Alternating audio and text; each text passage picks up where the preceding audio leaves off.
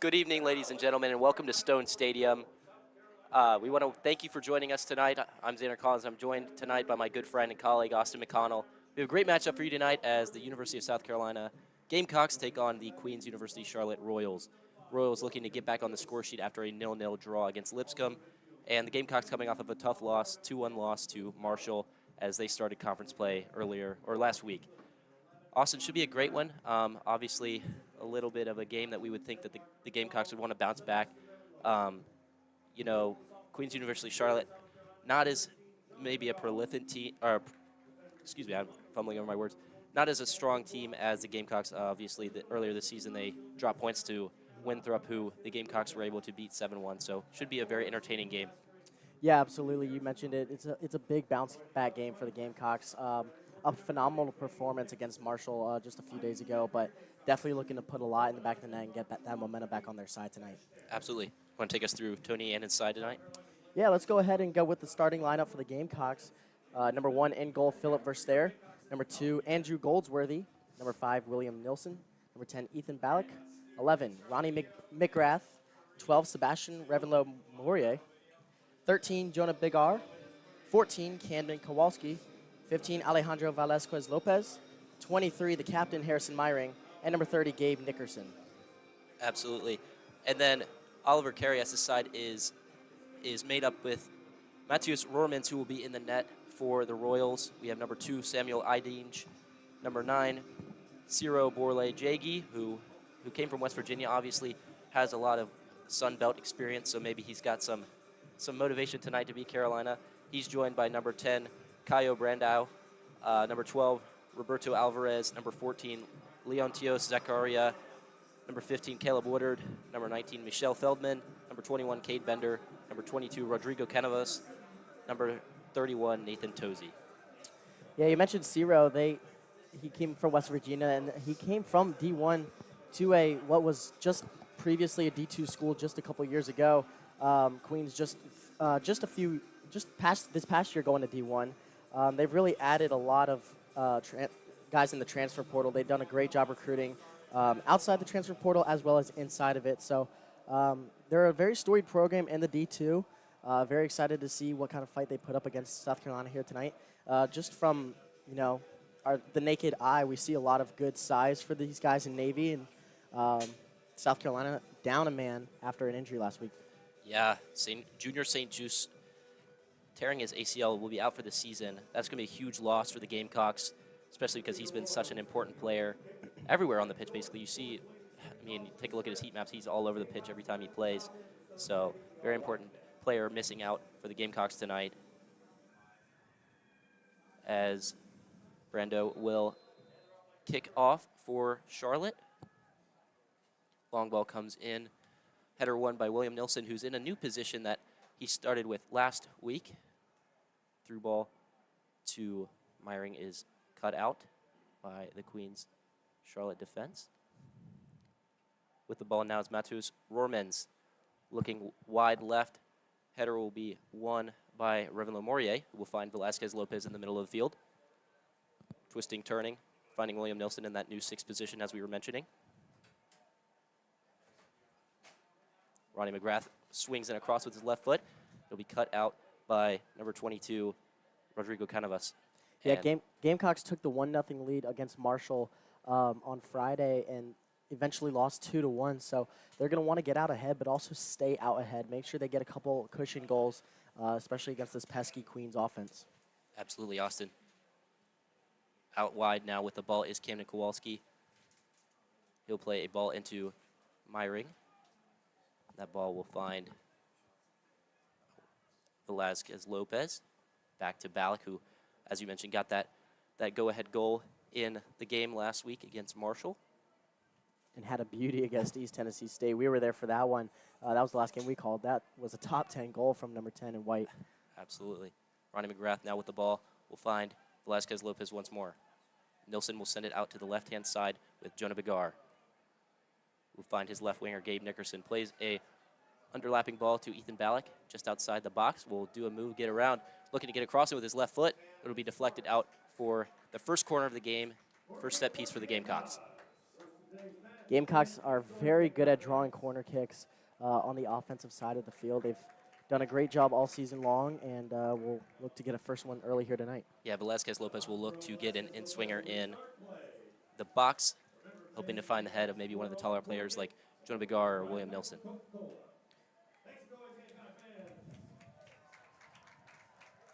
Velazquez Lopez's ball into the middle of the field. Off the bar, and it'll be put in by Camden Kowalski. We mentioned how he's just coming back from injury, and he's already got 2 goals in 3 games coming back from injury, proving to why he's such an important piece to this Gamecock side. And it takes just under 3 minutes for the Gamecocks to score. Exactly what I was just talking about, making sure that they were able to pounce early. And, you know, talking about the offense, they've played the last 2 seasons, these 2 teams, and South Carolina has outscored them 7-1. So getting that early goal, but also getting a couple more here in the first half is going to be very crucial for the Gamecocks. Unfortunate bounce for the Royals, as that one will come off the bar and fall right to the right foot of Camden Kowalski.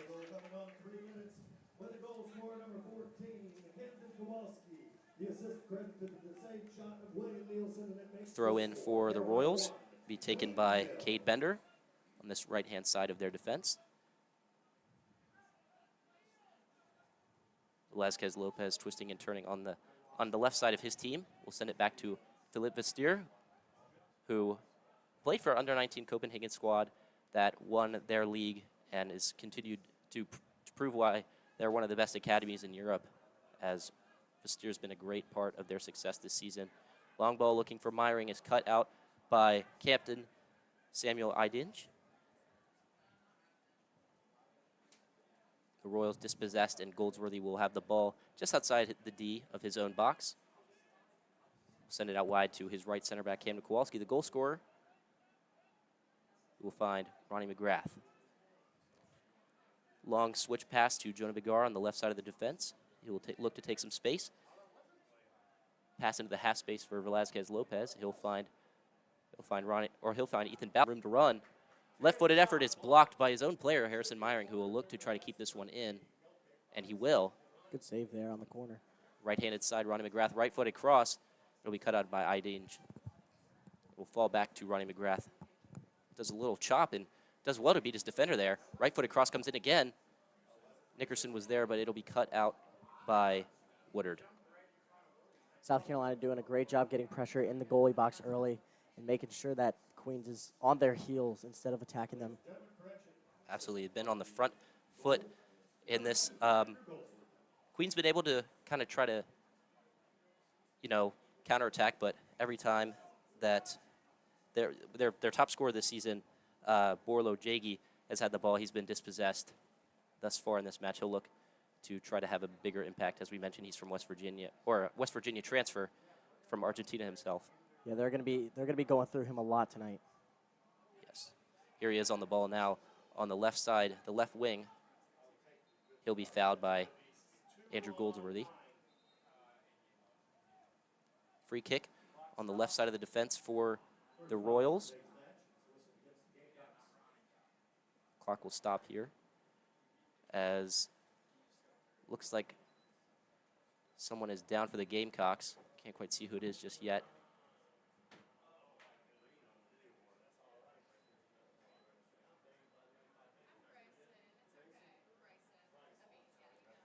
Yeah, I didn't pay much attention to it because he was able to kind of shake it off a little bit, but when he tried to center that ball there, he was kind of like messing with his leg, trying to stretch it back out a little bit. Looks to be Ronnie McGrath.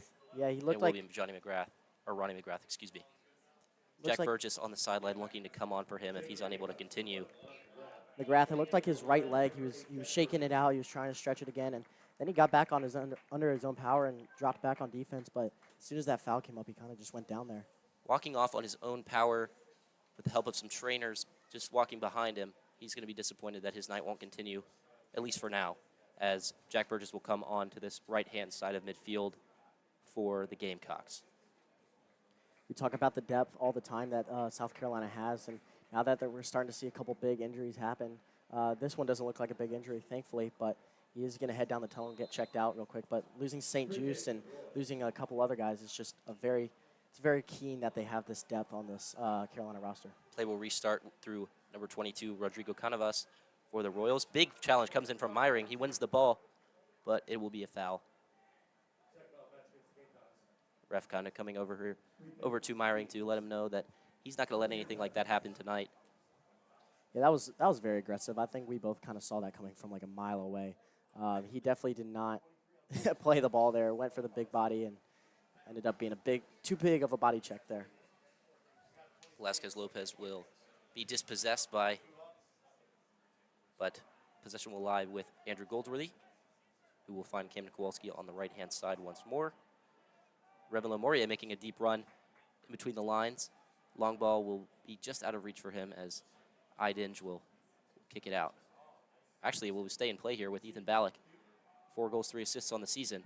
We'll find Velasquez Lopez at the top of the box. Room to shoot, and it'll be saved by Matthias Roermans. That's a very far shot, but that's not an easy save for the goalkeeper tonight. It's been raining pretty much all afternoon. It rained a lot just a couple hours before this game, and obviously right before the game, the sprinklers always come on. So that ball is definitely wet and slippery. Absolutely. Leontius Zakaria will find his center back. That is Alvarez.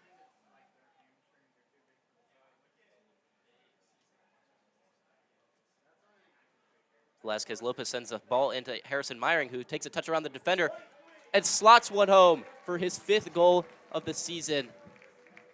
Harrison Myring so clinical for this team. It seems like we're yelling his name to celebrate every single time he touches the ball. This kid's got magic in his right foot. Great patience there from Harrison Myring as well. He didn't freak out and take the first shot he had, and obviously he knows that. He's so clinical, like you just mentioned. He knows exactly what he's doing. Took his time and buried it in the bottom left corner. Great job, and the Gamecocks are up 2-0 very early here. Yeah, this one could start to get ugly. We mentioned how this side fell to Winthrop, who was a team that South Carolina thrashed early in the season before they were able to really get chemistry going. So, that is a huge result that tells the tale for this squad, and it might be a very long night for this side. But this is exactly what Carolina needed here tonight, just to bounce back after that Marshall loss. They just need to keep doing this. Obviously, do not take Queens for granted because they will not stop playing until the 90th minute. But great start for Carolina, and they're going to look to keep it up here. Yeah, huge start for the Carolina Gamecocks as the rest of their schedule. This is their last non-conference game. Every game coming up is a big one, as Michelle Feldman will win possession for the Royals. He'll try to beat Jonah Bigar on the left side. Jonah Bigar will kick it out for a corner. A little bit of momentum for this Queens University Charlotte side. They're going to need it. Going down 2-0 in just over 7 minutes into this first half. As we mentioned, things could get really ugly. This Carolina team is no stranger to scoring 7. As we mentioned, 7 against Winthrop. They scored 4 against USC Upstate. They like to tally up the goals. They like to run the score sheet up. Yeah, they're going to definitely want to rein in Carolina here and get one back very soon before this thing gets way too out of hand. Yeah, both of these teams, as we mentioned, have some pretty big games coming up. Both of them have 2 teams in the top 25 within their next 5 matches. Ballack will send a ball down the left-hand side for Gabe Nickerson, but it'll be shielded out of play by Cade Bender, and he'll win his sided throw. Some good piece of defensive work there. His throw goes long for Ciro. Be headed out by William Nilsson, only as far as Bender on the right side. He'll send it all the way back to his center back, number 15, Caleb Woodard. Ethan Ballack with the ball in midfield. On the right wing now. Sends a Travella pass into Myring, who is onside for now. Cross comes in. Jack Burgess not there for that one. Too far for Jack Burgess. He looks to get back onto the score sheet. That was a great idea there from Myring, trying to center it across the Burgess. Just a little too out of reach. We talk about Harrison Myring all the time and how, we just saw with that goal how he buried it himself. But he's very good at setting up his teammates to get a great one-on-one with the keeper. Yeah, 3 assists on the season for Myring. A playmaker in general. I wouldn't just say a goal scorer, but playmaker at that. Long ball comes in, headed away by Andrew Goldsworthy. Looking for William Nilsson, but it'll be too far for him.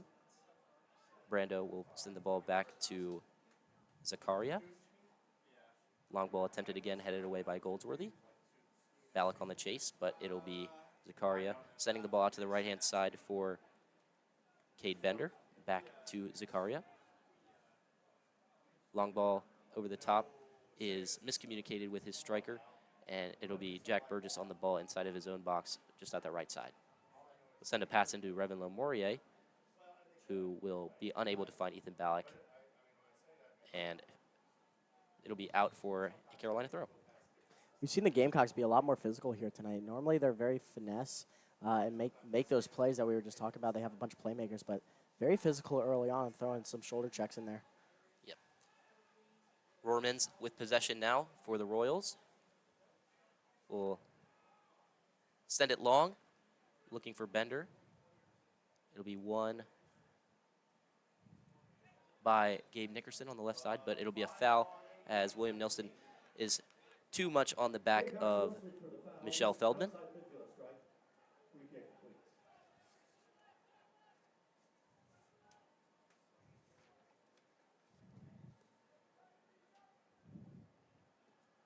Play restarted with a interception by Jack Burgess. Ethan Ballack with the ball now, looking to find a 1-2 with Harrison Meyering on the right-hand side.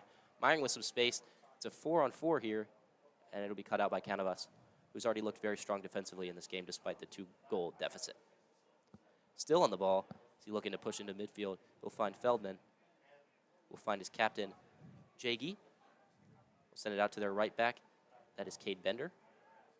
Back to Idinge. And to Bender again. Canavas's pass is cut out, but it will still find Brando. We'll send it back to Woodard, who will release Zakaria into the midfield. His pass will be headed on by Caldo Jaggy. Ball out to the left-hand side for Nathan Tozy. Will look to get a cross in, send it up to the top of the box for Woodard, and it'll be saved by Philippe Verstier. Good job by Verstier coming down with the ball still in his possession. He ran into not only his own guy, but that striker for Queens there. That ball could have squirted loose and provided a big opportunity for the Royals. As we mentioned, a lot of these broadcasts, Verstier, a very safe pair of hands for the Gamecocks. Starting to get some clean sheets this season as well, which is nice, especially his first one against USC Upstate just a few weeks ago.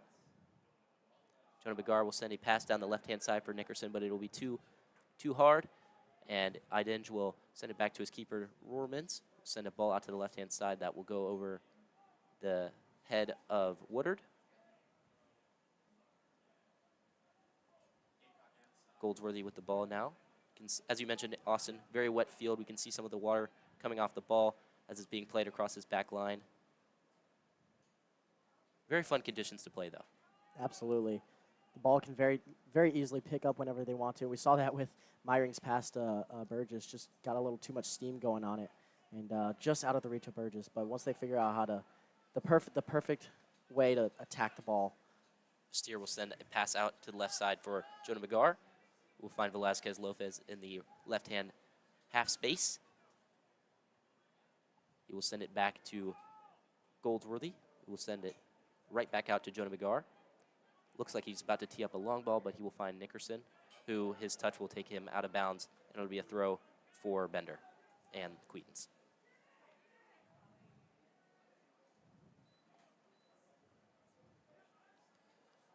Bender's ball will restart all the way back to Caleb Woodard and to Idinge.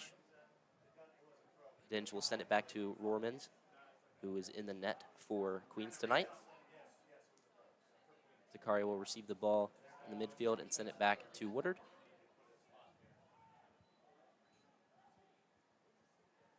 Rohrmans will send it out to the right side with Canavas. Long ball will find Jaggy with some of his first meaningful touches tonight. Unable to connect some passes thus far, but Bender will send across low. It'll be tipped away by Verstier, but then cleared by Camden Kowalski. Only as far as Woodard, who is pushing up into the midfield. We'll find Tozy on the left side. Good turn there from Alvarez, but it'll be out as Camden Kowalski will kick it out. No nonsense defending from Kowalski after he's gotten his goal tonight. Be a throw for Queens. I was just about to say Kowalski doing it well on both sides of the ball. Big stop there by Verster, and a great job on the cleanup curve for Kowalski, getting that ball out of the box. First shaky moment from Verster I think I've seen all season. He's been solid in the net all season long for the Gamecocks, as we mentioned. Big part of their success earlier in this broadcast, as they've only lost one game this season, undefeated going into Marshall. Obviously, they had that kind of a tough game against them. They went up 1-0 and then ended up throwing the lead away in their first conference game of the season. Header off the throw from Jack Burgess. In the box, bouncing around a little bit, will deflect off of Kowalski. At the top of the box now, it's Canavas will fire a shot, but it'll be blocked away by Goldsworthy. Ball towards the corner now. Burgess with Feldman on his back, and he'll be fouled. Or Feldman will have been offside on that one. Queens has a lot of guys on the attack right now. They have like 75% of their guys on the field really pushing up. They're trying to get that goal that'll cut that lead in half and make it 2-1. Carolina just trying to get it out of their zone right now. They caught a big break with that offside. I like it though, Austin. Some of these smaller sides that have come here to Stone Stadium have been a little bit hesitant to press, especially because this Gamecock side is so good at moving the ball around on their back line. We saw them against East Tennessee State. They did that for almost 20 minutes in that game. But yeah, Jonah Bigar will send the ball into Ethan Ballack. And Queens is like you just mentioned, they are not shy at all. They have a very historic program. They have 8 Division II NCAA appearances, 6 conference titles, and 14 regular season titles. So they definitely know how to win, and that's why we talk about they're not an easy matchup here tonight. Ball with Ballack at the left wing, pushing through into the middle. We'll send a pass toward Gabe Nickerson, but he'll be fouled just outside the box. Maybe a good opportunity for Velasquez Lopez to shoot here. You know, he's been very good with his set pieces with his right foot, and a very good spot here to take a shot or maybe send in a floated cross into the back post. I see some of my residents coming up to the booth. Yeah, welcome to Student Gamecock Television, where you end up being an announcer and an RA in the same night. There you go. And it will be Velasquez Lopez that will take this one. He's getting ready to take this one as Rorbins will be setting up his wall.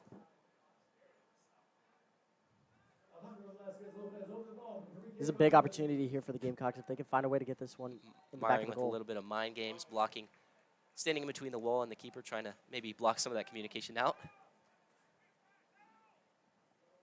Yeah, Myring's not easy to see around either. So when you get him, big guy. When you get him right in front of you, it gets even worse. Velasquez Lopez plays a ball in that will be hit by Nickerson, and it'll be a great save by Rohrmans on his right-hand side. That bottom left corner for the Gamecocks. Very quick reaction by Rohrmans. Velasquez Lopez kind of playing that ball into Nickerson at the top of the box instead of shooting, trying to catch out that Queens defense, and it almost worked. But Rohrmans with a great right palm save to push that one out for a corner for the Gamecocks. Yeah, Rohrmans in this defense has been so good for the Royals. Cross comes in from Velasquez Lopez. It'll be headed clear by Canavas. Zachariah will play a ball down the right-hand side for Brando, but his touch will be too heavy, and it'll be cut out by Revan Lamorier. Jonah McGar now on this right side for the Gamecocks, switching with, or just a little bit of just disconnect after that corner kick. Nilsson will send it across to Jack Burgess, who is now at left back. Good job by Nilsson there, flipping the field Long and ball giving him comes some more in, room. looking for Ballack, but it'll be cut out by Woodard. Alvarez sliding to keep that ball in possession of Queens, but it'll be Kowalski who cuts it out just past the midfield. Nilsson sends a ball into Ballack, takes a touch off the chest, but it'll be cut out by Canavas, saying his name a lot tonight, being a big part of this defense that's looking to stay solid as Queens looks to claw back into this one. He's on the ball again. We'll send it out to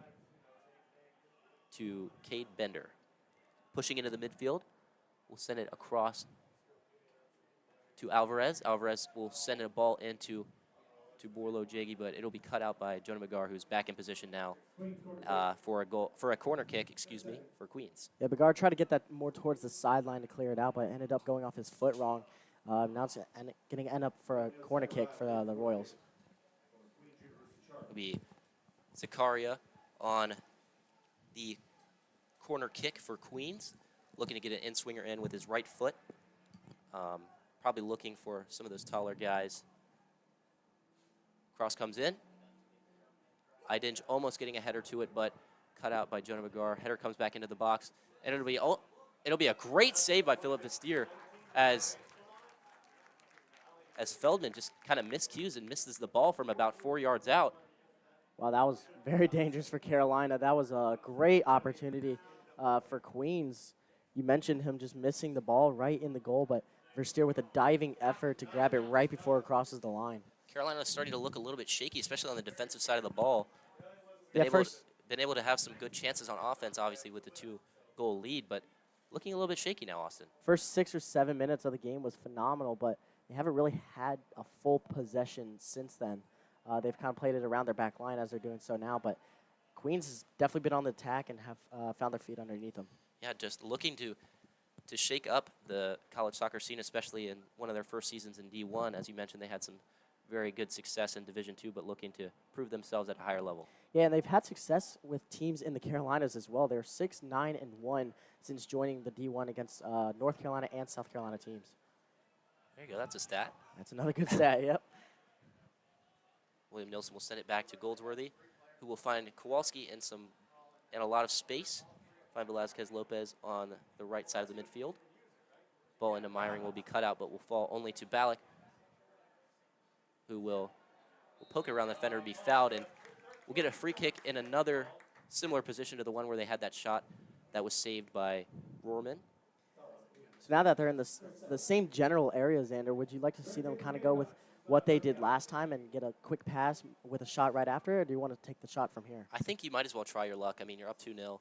I bet they're a bit. I mean, they used their cards a bit too early with that trick play. I think that it'll be Ethan Ballack taking this one. He'll probably have a sight for goal here. Obviously, a top goal scorer for this team. He'll look to maybe bend this one over the wall to the left side with his left foot. But the back line is in the looking for a back post cross. Ballack will shoot, and it will go into the hedges over over Rohrman's goal. But in that position, I like. Why not try it? You know, you're up 2-0. They already know that you're trying to go for trick plays earlier on. So on that one will be deflected. So it'll be a goal. It'll be a corner kick for Carolina. Yeah, I couldn't tell if he just really put all his power behind that one. It looked like he just shanked it. Yeah, that's what I thought he did too.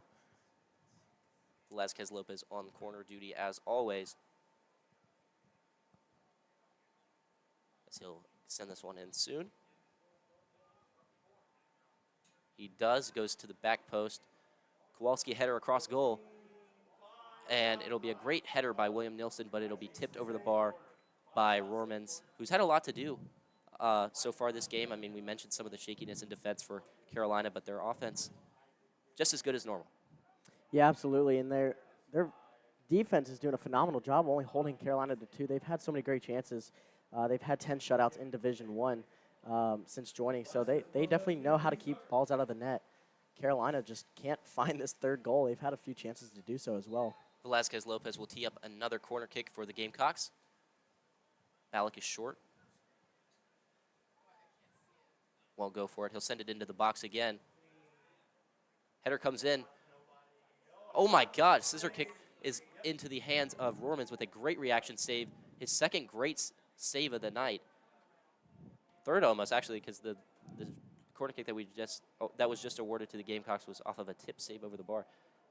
Yeah, talk about right position, right time. He's very good at doing so. Rohrmans is he gets right in the right position and knocks that down with his chest. That was a great effort from Carolina offense, though. Yep. Zakaria with the ball in the heart of midfield. We'll send it out to Canavas, who takes a first-time pass that will go out of bounds and give another throw-in to the Gamecocks. It'll be Jonah McGar taking this one on the left side of the pitch. Carolina going right to left, Queens going left to right. Long throw will be cut out by Zakaria and kicked into the air by Revelin Morier. Ball bouncing around in midfield. Ball will bounce over Nilsson's head and go to Brando. Nice little turn. We'll send a through ball in, looking for Feldman, but it'll find the foot of Goldsworthy, who sends it up the length of the pitch. Myring on the chase of Idinch, who will head it back to his goalkeeper, Rohrmans, as they can finally rest after that bit of crazy possession in the middle of the pitch. Rohrmans receives the ball back from his left back, who will send it right back out to Woodard. Woodard sends a ball into the midfield, and we collected by Brando. Some nice touches to evade Sebastian Revelamorier. We'll send a ball out to Bender on the right side. He beats Gabe Nickerson for pace. Looking to do so against Bigar too. Cross comes in, but it'll be deflected by Bigar for another corner. A lot of corners in this game, for both sides especially. Ball having a hard time staying on the pitch so far, but a good bit of play by Cade Bender as he beats two of Carolina's men down the right flank. Yes. Unfortunately not able to get the cross in though, but it will result in a corner for them. Yeah, South Carolina's had 7 corners this season. They've already had 3 or 4 tonight. Queens getting their fair share as well. Cross comes in from the left foot. It'll be headed away by Goldsworthy, as he's been so good at doing. Cross shot was blocked there by Revelamorier off the rebound. Alvarez is all alone at the midfield. We'll send it back to Rohrmans, who is way out of his box, just about 10 yards away from the center circle. Send it back out to Alvarez. Tees up a long ball with his left foot, looking for Feldman. Header will come in at the top of the box. Brando will take a half volley there that will bounce a little bit too high off of the pitch. And it'll be Woodard with a shot here, and it'll go over the fence and over the hedges into the street behind Stone Stadium. Might have hit the train coming by. Let's hope not. That ball would be toast. That train has made its presence known, but great defensive stand there from the Gamecocks, just keeping it out. The less First Air has to do, the better it is for the Gamecocks. And he's already had a lot to do here tonight, but the Gamecocks doing a great job staying in front of the ball and keeping everything in front of the goal. Still 2-0 game, regardless of how many chances Queens has had. Velasquez Lopez will find Jonah Bigar. He'll send a ball down the left sideline for Gabe Nickerson, but it'll be shielded out by Cade Bender, who's probably been the best player on the pitch for Queens thus far, creating a lot of chances from right back. Throw-in comes in over the head of Brando to Feldman, who will be fouled. Kind of a head-to-head collision with Jonah Bigar. And the trainers will come out onto the pitch. He's holding his head. Trainers making sure they're all right. Actually, they're not even going to come out. He looks to be fine. That trainer was fast off his mark, though. Yeah, he was. He was ready. Great training staff here for Carolina. We've talked about the injuries, but we've talked about how physical they can be without the threat of injury just because of how well they're trained here at Carolina. Absolutely. It'll be a drop. It'll be a drop ball for Zakaria in the midfield. As 5 players looking to come on for South Carolina. Wow. Martin Yahya, Gabriel Atienza, Kieran Karp. Looks like Alfie Hughes and Ted Cargill. Coming off the pitch is Velasquez Lopez, William Nilsson, Sebastian Revelamorier, Ethan Ballack, and Harrison Myring is coming off now. That was a full sail change there. 5 guys coming on to the pitch for the Gamecocks, making sure they get their starters some rest. Look more like a hockey substitution than Yeah. a soccer substitution. Through ball will find Andrew Goldsworthy, who will cut out that attack from Queens. 1-2 between Kieran Karp and Atienza will end up with Woodard on the left side.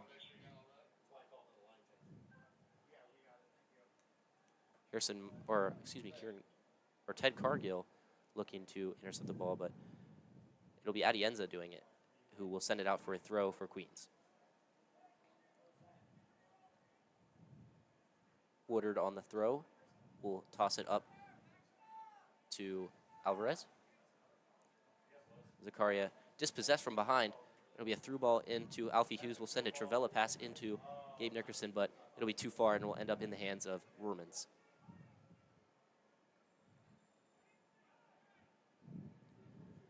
Ball sprayed out to the left-hand side through the hands of Rohrmans.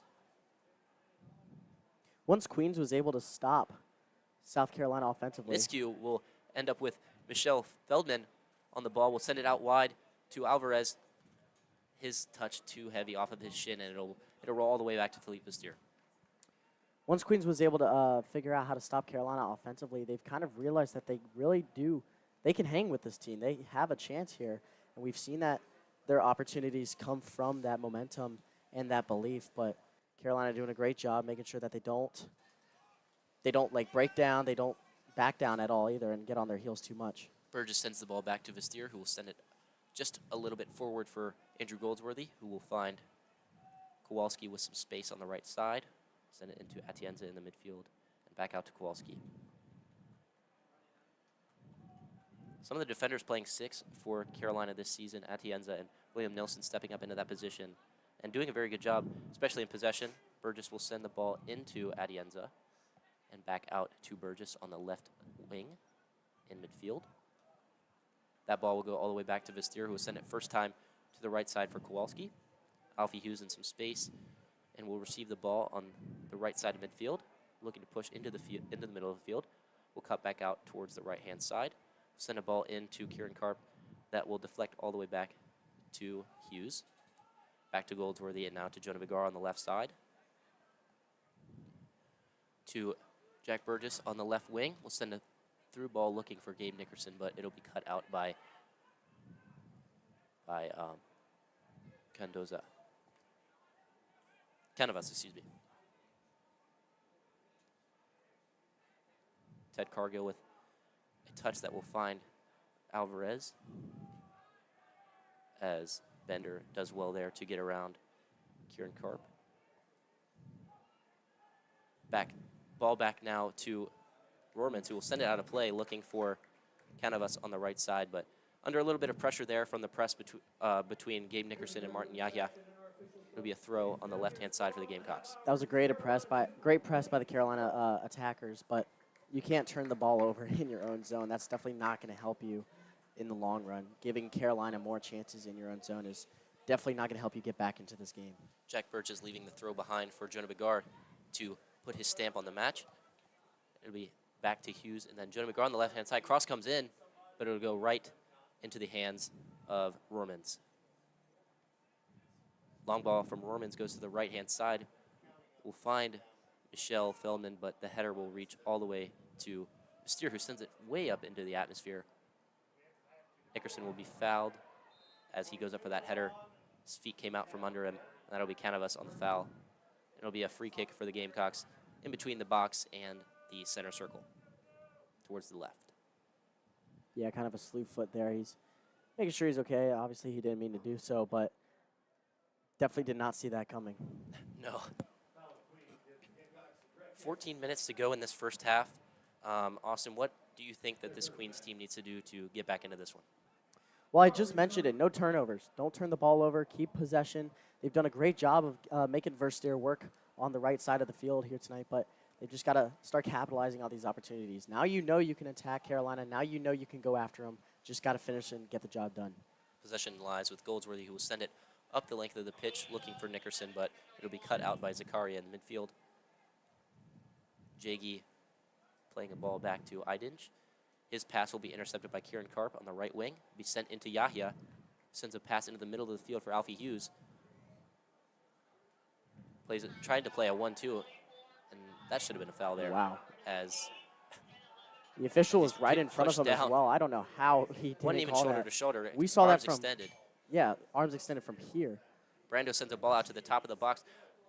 Shot comes in just wide from Alvarez, as what we thought was a foul ended up being a great chance for the Queen Royals, as Alvarez's right-footed curling effort goes just past the right post. Vistier had it covered, I think, though. That's what I was just talking about, like capitalizing on opportunities. Like, you got a break there. You didn't get the call, which would have set up Carolina with a great opportunity down here right outside the box, but then you get one of your own on the other side of the field and you just don't hit the net. Obviously, I know you're trying to beat Versteer, and that's a very hard thing to do, but getting it on target is very important in scoring goals, because you can't score if you're shooting it a few feet wide, but that was very close. It was a very good opportunity for Queens. I mean, despite the scoreline, I think these teams have been very even. Yeah. Both defensive sides looking looking sharp, though, and especially Carolina's, as Queens have had a lot of chances, but none of them have gone in. Yahya with the ball now in midfield will look to send a ball out to the left-hand side for Jack Burgess. It will be miscued by Bender. Cross comes in from Jack Burgess. There is Alfie Hughes is fallen down in the box, but it won't be a foul. And Carolina is letting the ref know what they think about that one. It'll be a goal kick for Roermans. Couple no calls from the official there, and Carolina's starting to get a little restless because of it.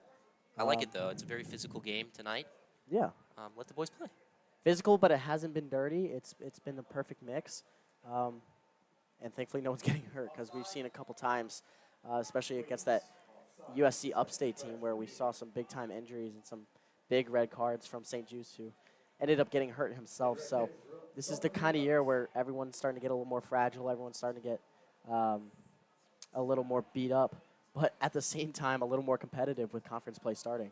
Nir and Ibrahim, coming on the pitch for Queens. New strike force on the pitch for them. Kowalski will have possession on the right-hand side. We'll send it back to his very trustworthy center back, Goldsworthy. And Jonah McGar will have possession on the left side, keeping it in play off of a poor touch.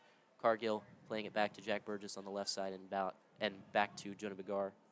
We'll find Goldsworthy in the middle of the pitch and pass out to Kowalski, who has some space now off of that switch. Nickerson making a run in behind, but it'll be cut out by number 7, that is Cole Pumpian. As a great tackle comes in from Kieran Karp, sliding effort to dispossess him. Jonah Bagar will send it out to the left-hand side for Jack Burgess. Burgess with some space to work. Sends a ball in to Alfie Hughes, who does well to keep the ball and send it back to Jack Burgess. Across the midfield to Adienza. Will send a great pass through 2 defenders to Camden Kowalski, who has acres of space. We'll send it up to Martin Yahya. Sends a ball out to the left-hand side for Jack Burgess. He's defended by Bender. Bender will send it out for a throw. Carolina's done a great job of flipping the field whenever it starts to get a little too compact. Cross from Jonah McGar's left foot. Diving header effort from Idinch to send it all the way to midfield, where it will be picked up by Adienza. It was like a Superman dive. Bagar sending a pass to Alfie Hughes in the left half space, but it'll be cut out by Canavas. And Bender will be brought down from behind. A little tug of the shirt, and it'll be a free kick at right defense for Queens. As you were saying, Austin, my apologies. Well, there's a yellow card there for that takedown right there. Definitely not what Carolina needed. No. But I was just saying, they were doing a great job of flipping the field. Whenever it starts to get too tight on one side, they'll flip the field and give a lot of space and a good reset for their offense to work with. Yeah, and these cards are going to be something that Carolina wants to cut out. I mean, 2 red cards on the season. Junior St. Just receiving 1, and then 2 games ago, Reverend Lamorier receiving 1 in a challenge that left the ETSU defender on a stretcher. I think we heard it was a broken leg.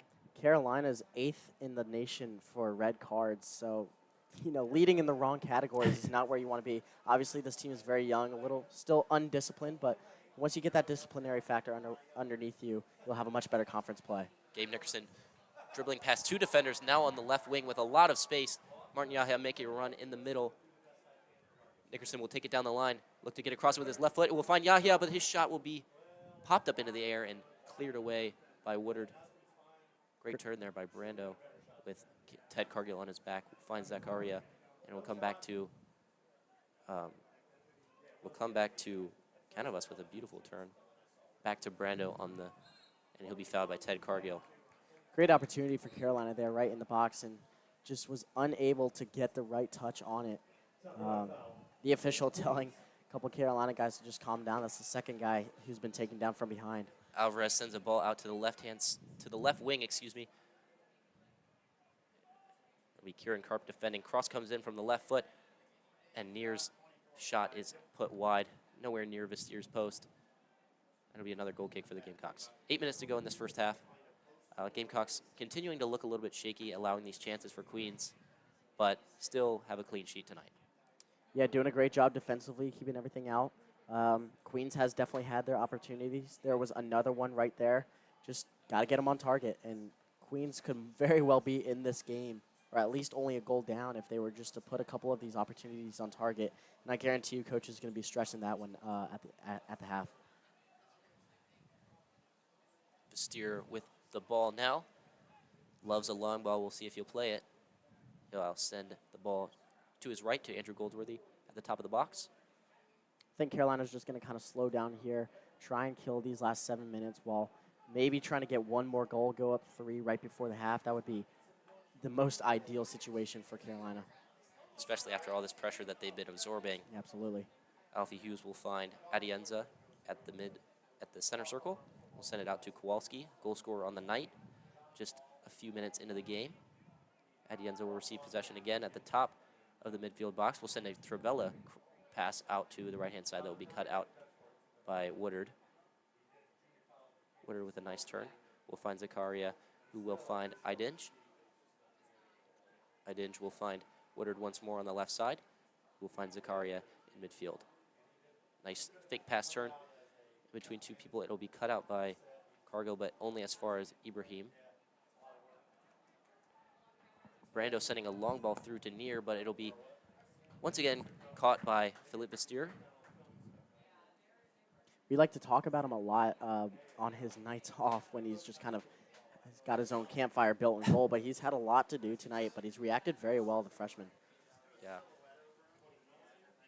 Maybe this team there could be some tiredness in this team. They played number 10 Marshall last week, who is a very strong, very physical side who find themselves in the top 25 almost every week in the AP polls. Yeah, and I know Carolina threw everything at them. It was a late Friday night game, so definitely just need to get over this road bump because getting into conference play, you're going to be facing a lot of good teams, like you mentioned early on in this broadcast. So they're going to have to be ready for it and be used to playing at such a high, consistent level. Yeah, their next 5 matches are away at Coastal Carolina, home versus Kentucky, away versus Georgia State, away versus West Virginia, who's currently 5th in the nation, and then James Madison University, who's at 21st.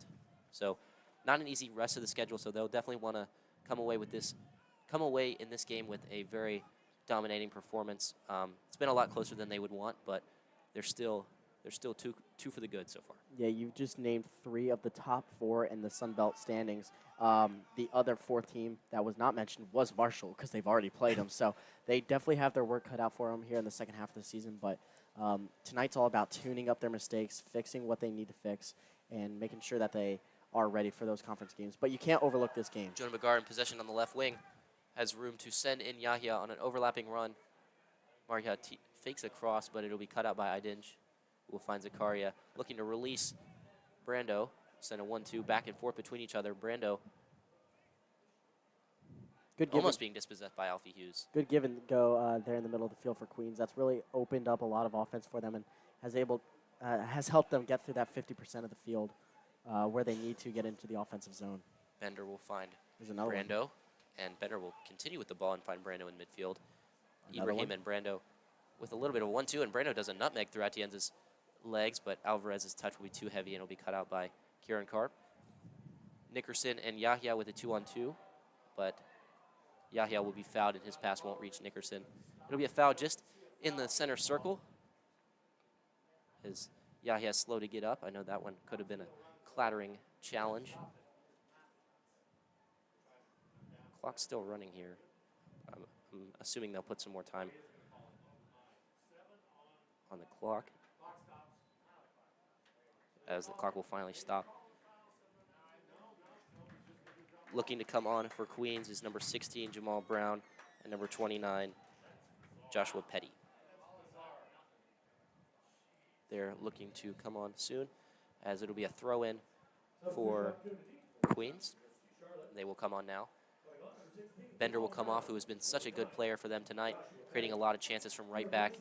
And Alvarez will be coming off after he's had a kind of a inconsistent night.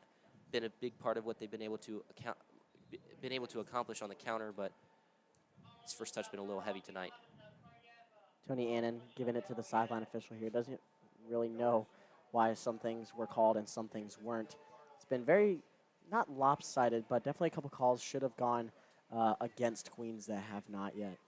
Canavas sends a long ball on the right side looking for Ibrahim, who will win the header, but only as far as Jonah Bagar's left foot, who will send Cargill away to Jack Burgess. Back to Goldsworthy, the top of his box. Send it to Vistier, who will send a first-time pass out to Jonah Bagar. And this is something that Carolina's been able to do so well. They're under pressure. This is why we mentioned earlier in the broadcast, some of these smaller teams haven't really wanted to press Carolina. As long ball will come in to the top of the box to Yahya, will send a pass out with his head to the right-hand side. Beautiful header. That will be Kieran Karp trying to dance with the defender. Send it back to Atienza for a 1-2. We'll find him with the ball on the right-hand side if he can keep it in. He does, but it'll be cut out by Woodard, who's been a very good defender, very solid defender for Queens so far. And that was good defense there from Queens. That was a beautiful header coming into the offensive zone, but Carolina kind of had a retreat there and forced a through ball, which actually almost ended up working for them. But Queens really doing a good job. They're not as on their heels as they were when Carolina scored their first couple goals. Kieran Karp in no hurry to send this one in, as there's 1 minute 44 left on the clock for the first half. Throw-in will come in. It'll be won by Zakaria, but only as far as Alfie Hughes on the right wing. Does a nice move around his defender. Right-footed cross comes in just past the foot of Yahya, and it will lie with Jack Burgess at the top of the box. We'll send it back to Goldsworthy. Left-footed cross comes in, but not a very good one. It'll go right into the gloves of Rohrmans. He's urging his team to get up the field, as we mentioned, just over 1 minute to go in this one, as they'll want to get a late goal in this first one, in this first half to eventually come back. They want to try and catch Carolina like just coasting to halftime here, which teams usually get caught doing, and it ends up costing them the game. Here comes Queens. It'll be cut out by Goldsworthy, as he's been so good at doing this season. Jonah Bagar's clearance will be on the left-hand side looking for Yahya, but he's unable to get a touch on it. But Gabe Nickerson will be dispossessed by Brando, who is now dispossessed by Kieran Karp. Just a little bit of a hot potato with the ball there, as it will now lie on the left-hand side for Queens. With number 7, that is Golpumpian. Cross comes in. Diving header by Goldsworthy to send it up to midfield, as Canavas will have the possession on the right-hand side of the defense for Queens now. Does well to shake off Nickerson. Across to the back post for Ibrahim, will be headed away by Camden Kowalski, the goal scorer, as we mentioned, but only as far as near. We'll send Pumpian in the left wing into some space with 10 seconds left, looking to maybe get a buzzer beater of sorts. Zakaria will send a ball into the back post. Header will be too far for Jamal Brown, and that'll do it for the first half, as Carolina leads 2-0. Their goal scorers being Camden Kowalski and Ethan Ballack. It seems like he's on the score sheet every week. Yeah. But yes, we will come back in about 15 minutes for the second half. Thank you guys for joining us once again. I'm Zander Collins, and this is my good friend and colleague, Austin McConnell. We'll see you in a few minutes.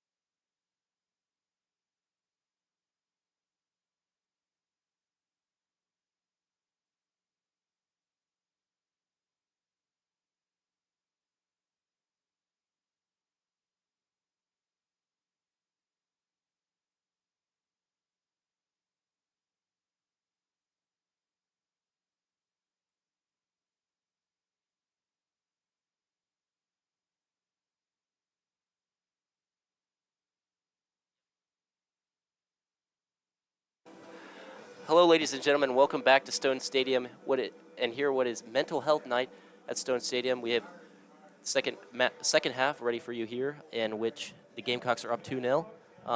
Just 3 minutes into the game, corner kick from Velazquez Lopez comes in.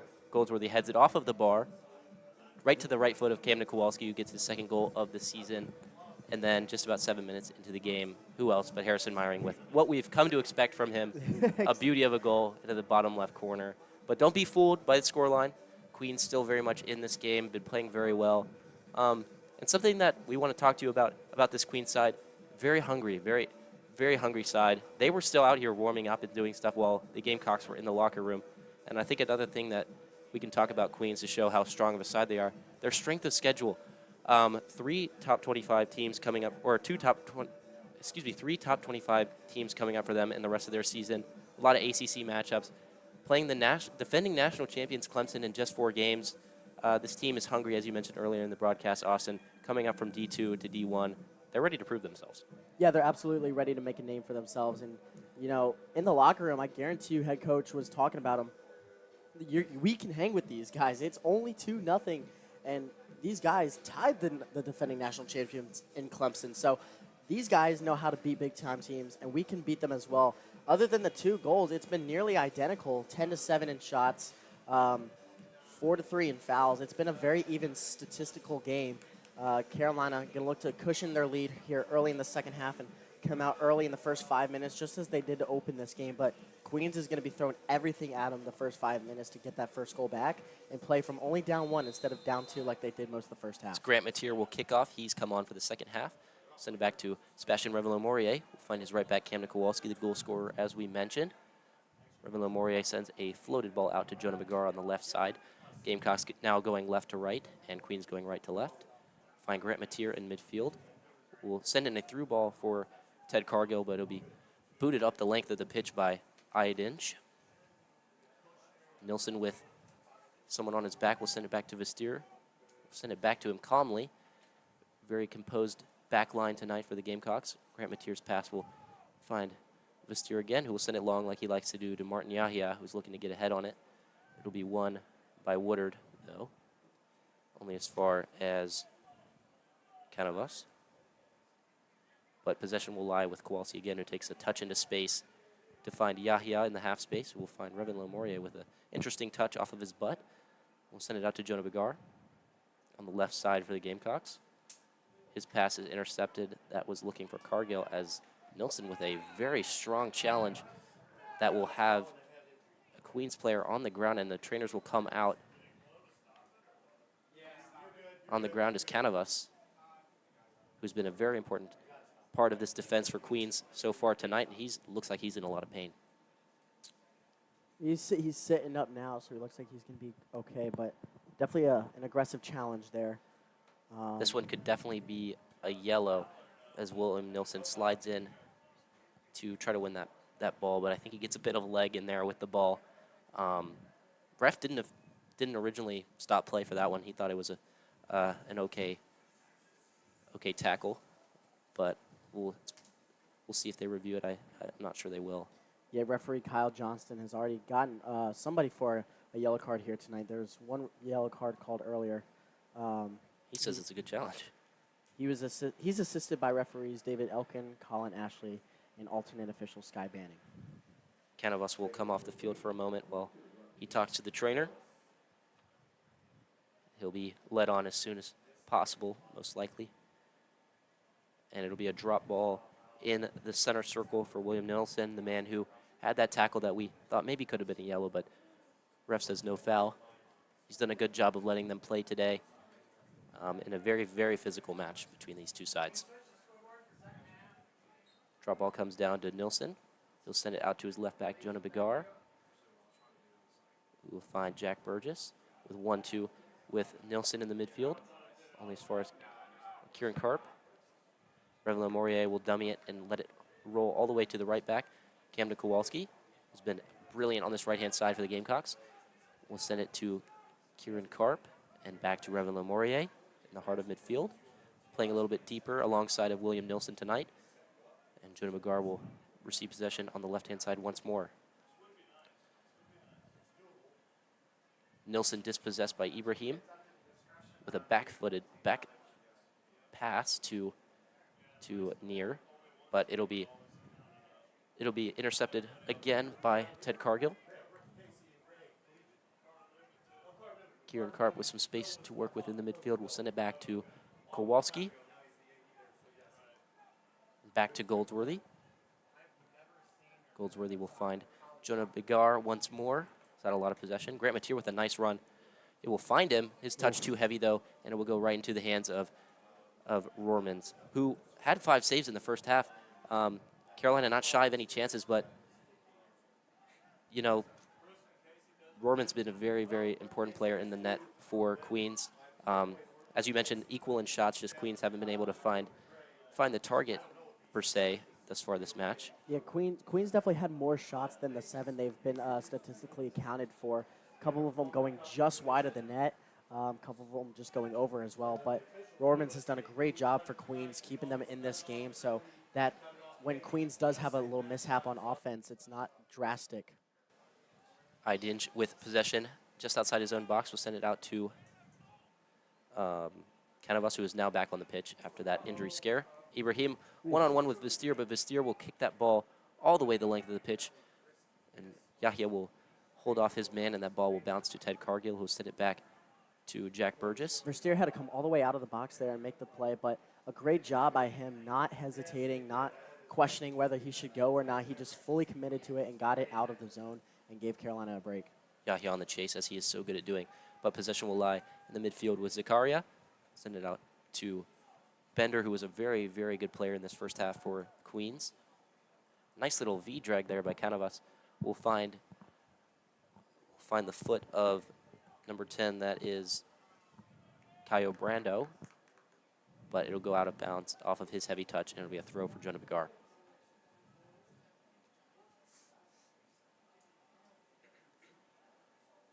Bigar teeing up a throw. We'll find Yahya in the middle, but William Nilsson with an important tackle as that ball did not lie with Carolina for a little bit. And Cargill will be fouled from behind by Zakaria, who's also been a very good player in midfield for the Royals. 40 minutes to go in the second half. Jonah Bigar with another set piece for the Gamecocks. Grant Mateer being very active on that front line for the Gamecocks, making a lot of runs, giving his teammates a lot of options.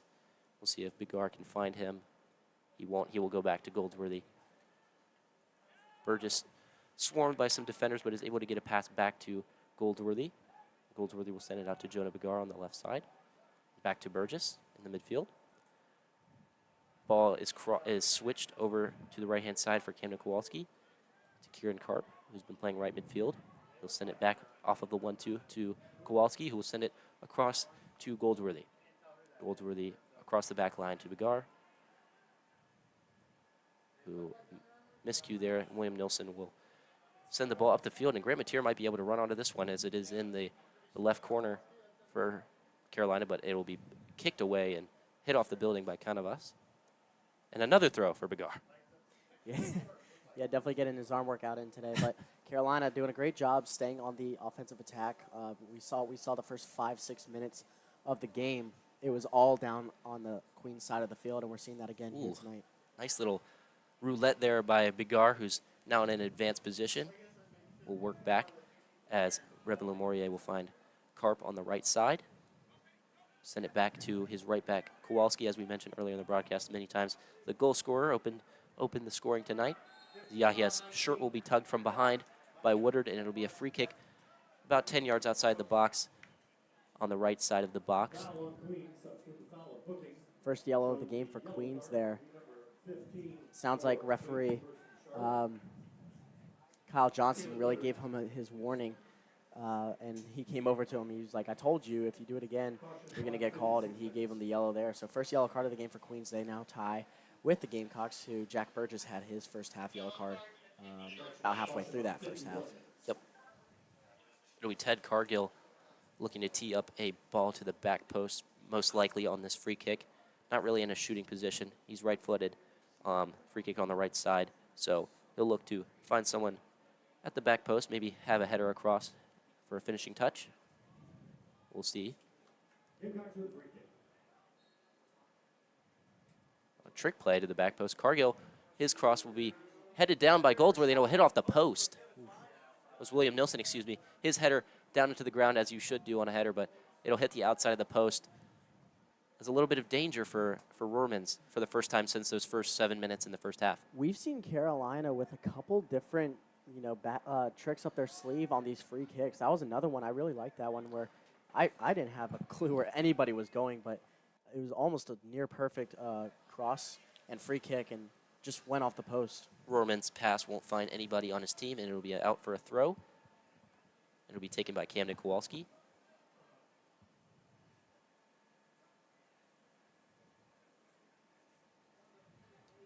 Kowalski's throw to the head of Yahya will find Cargill, but Yahya will foul the left back in the process of winning that header, kind of stunting his jump. It'll be Woodard who just received that yellow card to restart play. We'll find captain at center back. Aiden just sends a long ball in looking for Near. Bigard does well to win that header to Goldsworthy, and Goldsworthy will send it out of play for a throw in for Cade Bender.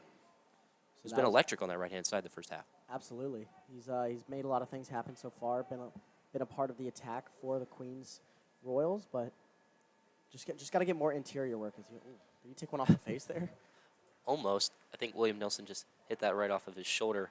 Oof. Dangerous height. Yeah, not something you want to see coming at you about 50 miles an hour. Absolutely, but like I was not. just mentioning, they need to get more interior. Queens does. They've had their chances, but it's been one-man chances where they've been kind of through balls. They need a couple chances Grant on the interior. We'll send Yahya through. He'll be offside, though. He was free. But that's why they have offsides, to stop easy goals like that. The defense of the Gamecocks really shoring themselves up, especially from that first half where they looked a little bit shaky. But you got to think that comes from the injury of Junior St. Just, who will be out for the rest of the season with an ACL injury. Important player for the Gamecocks. But as you mentioned, very deep team. And I'm sure they'll gain some chemistry as this one goes on. Doing well in the second half so far. Yeah, and I think that's been what tonight has been finding the right lineup to replace St. Just. Obviously, it sucks losing him. Kowalski will send the ball way up in the air, looking for Mateer. Mateer's header will find Ted Cargill. He won't be able to get a touch on it. It'll be Bender in midfield, as opposed to his right back position. As Cole Pumpignan it'll be a throw in, but for Queens, Kieran Karp looking to grab that one, got into a little bit of a tussle with Pumpignan. Yeah, Kieran Karp did a great job staying in front of his man there. He was getting kind of routed up just a little bit, but he stayed disciplined, stayed right in front of him, didn't lunge for anything. And I've mentioned that a couple times here on the podcast. Will look to find Near.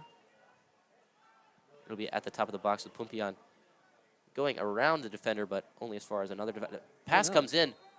It'll be a foul. It was a poor pass into his own box. Wow. But luckily there was a shirt tug for Carolina that stopped the defender from being able to clear, and it'll be a free kick within their own box. Getting a little bit shaky once looking like the first half back line that we were seeing. I was just talking about how they've been shoring up a little bit, but that pass a little bit. Yeah, not sure why he was deciding to kind of dribble it there. He really should have just gotten that out with everyone in the box there. Queens was doing a great job taking my advice, getting that interior play and getting more chances on goal, but very dangerous for the Gamecocks, and that could have been catastrophic if that went wrong, and it almost did. Steer on the ball. Send it to Goldsworthy. Send it out to Kowalski on the right side. Who will send a ball into Nilsson, who has a great first touch, out to Mateer on the right-hand side. We'll send Kieran Karp through on an overlap. He's got a lot of space on this right-hand side for a cross. We'll find Mateer, his touch. We'll find Yahya, who gets a shot with his left foot. It'll be deflected out to the right-hand side for Kieran Karp. Again, his pass way too far away for Cargill to get a touch on it. But that was a great bit of interplay by the Gamecocks for the first time this half, looking really dangerous and looking to get their third. Best chance Carolina's had so far. Had a couple guys open. As we're watching the replay on screen, somebody was open on that back door. I can't quite make out who that was, but one extra pass would have been nice there. But I like the idea of just getting it on goal, trying to get a shot. They haven't had one in quite some time, so definitely getting those chances, but got to hit the target. Pompian is sent all the way back to his right back, Canavas, Kieran Karp doing a good job being on his back as Cargill does a nice slide to win possession and send it back to Jack Burgess, who is getting some more touches this second half. Kieran Karp at midfield on the right side now for Carolina. We'll send an overlapping run through to Grant Mateer, who's one-on-one with Woodard, dropping his shoulder and finding someone in the middle of the box, but it won't be his own teammate. It'll be cleared out by Canavas, all the way back in between the center circle and box for a throw-in on the right side for Camden Kowalski. Someone who we haven't necessarily been calling the name of for Queens is Ibrahim, but he's doing a very good job of pressing and forcing these defenders to find only their fullbacks, not being able to advance the ball much and keeping possession in their own half. But here is Yahya in midfield finding Nilsson. We'll send it out wide to Jack Burgess on the left wing. Back to Nilsson, who will find the left back, Jonah Bigar. Possession lies with Andrew Goldsworthy in the center circle. We'll send it back out wide to Jonah Bigar, who's able to have a lot of space on this side thus far. Cross comes in, but it'll be kicked away by Woodard. At the top of the box for Cargill, his shot blocked by Captain Idinch. That was a great chance for Cargill there. The ball was already bouncing a little too hard when it came to him, so he couldn't get a great touch on it. 1-2 sees a ball out to the left side of the box for Jonah Bigar. In the middle of the box now for Mateer. Outside of his right foot will send the ball out for a goal kick. But these 1-2s really being effective for Carolina, especially on that left-hand side, as Jonah Bigar's had a lot to do on the offensive side of the ball as opposed to the defensive side of the ball like he usually does. At the end of the first half, I was talking about how Queens has been doing a great job with the give and go in the middle of the field. Carolina showcasing their 1-2 give and goes at the end, on the offensive end of the field there.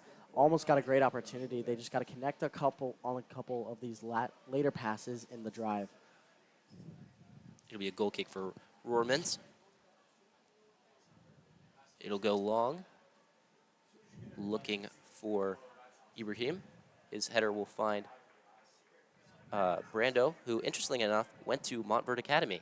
Wow. Who you got, 2016 Chino Hills or 2020 Mount Verde? That's Cade in a minute. Yeah. I got Chino Hills in that one. Ooh. I mean, come on. All right. Hard to argue.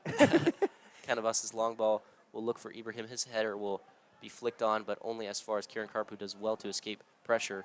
But Alvarez will send a cross in off of that. Ibrahim now with some space at the top of the box. Will send it out wide for, oh my goodness. Ooh.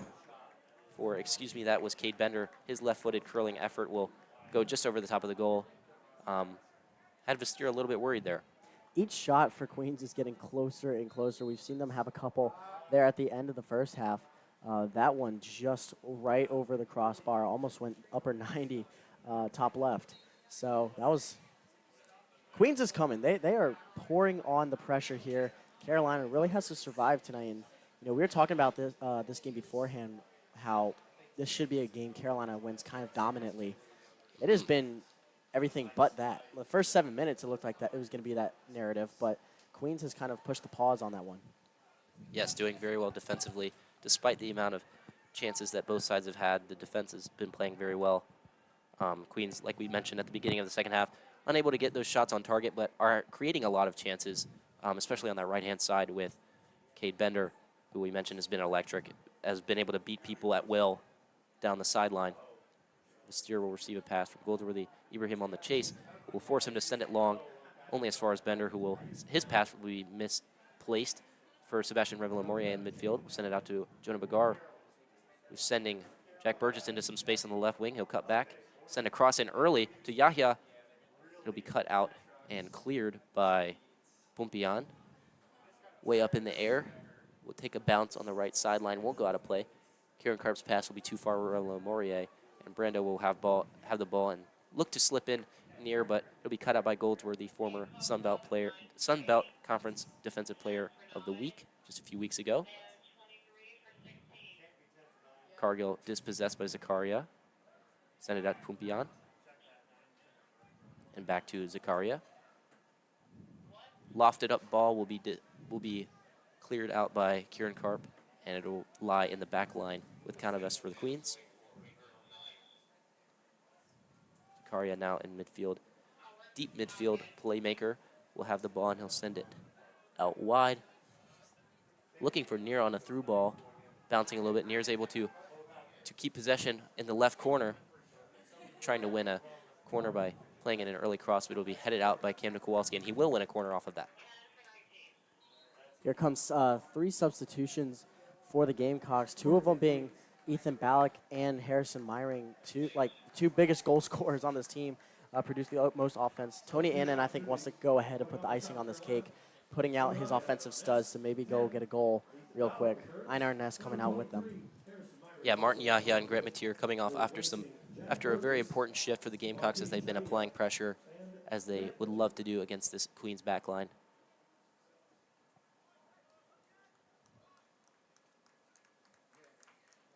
And Jack Burgess will be the 3rd player to be replaced.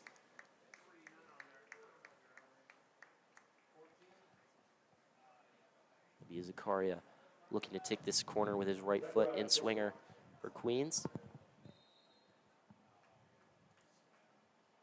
His ball lofted into the middle of the box.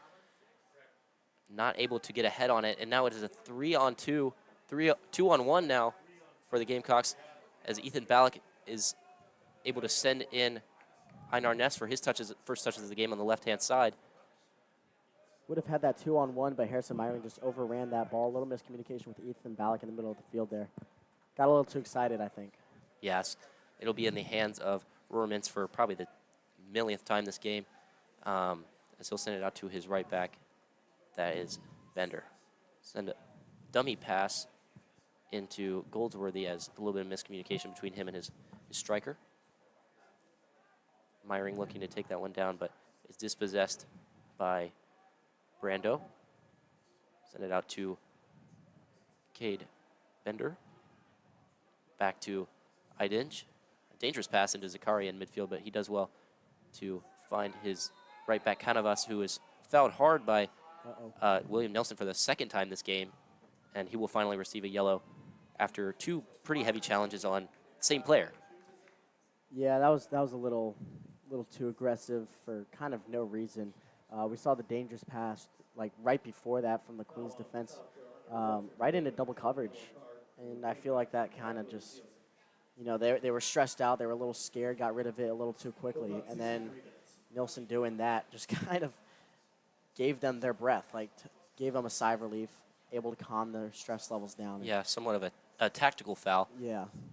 Letting his team rest a little bit. They've been on the front foot midway through the second half in this past 5 minutes, maybe giving them a chance to catch up to the fresh legs that just came on for the Gamecocks.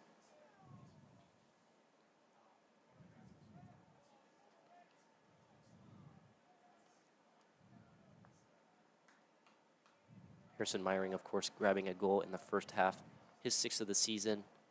They usually come in bunches for him, so he'll look to get a second one for the Gamecocks, as that would put them up 3-0 and put that game away.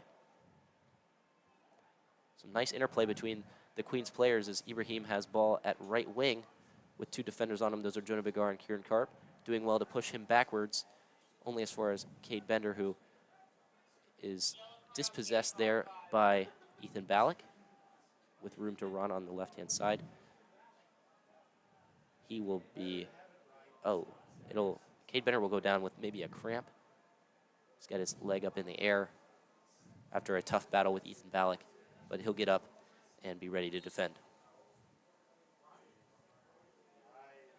Ballack in no rush to take the throw, as they look to chew a little bit of this clock, in which must be a very tired matchup for them. As we mentioned, just 4 days ago they played Marshall in a very close game that they unfortunately did not come out with any points. Yeah, but they put up a heck of a fight, though. I mean, not Marshall being a top 10 team, and for their first conference game as well, the competition level rises when you get into conference play, especially with the Gamecocks being one of, if not the toughest conference in the nation. It's either them or the ACC.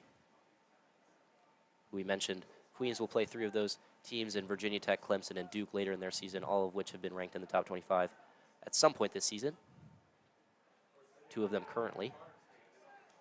Gamecocks looking to push into that top 25. They received 4 votes this week, better than nothing. Yep. Yeah, definitely catching the attention of some of the voters there. They've done a great job getting their name on the board, and a lot of people were very surprised to see how unexpectedly well this team has been doing. Meyering will push from behind, and it will be a foul.